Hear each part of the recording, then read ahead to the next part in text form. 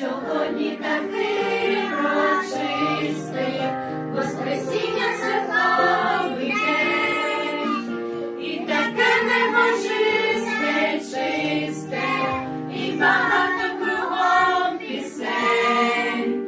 Наше серце також радіє, що від смерті ти нас рятував, грішним нам дарував спасіння, і життя вічне нам приймав. Ми вірим, ти воскрес, слава тобі честь. Ми знаєм, не дарма, в гробі тебе нема. Ми славимо тебе, о Творець, прийми хвалу сердець, за славний подвиг твій, за хрест тяжкий, ми дякуєм тобі.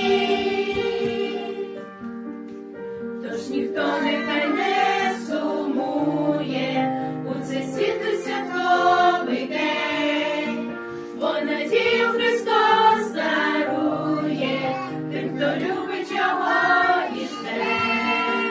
Тож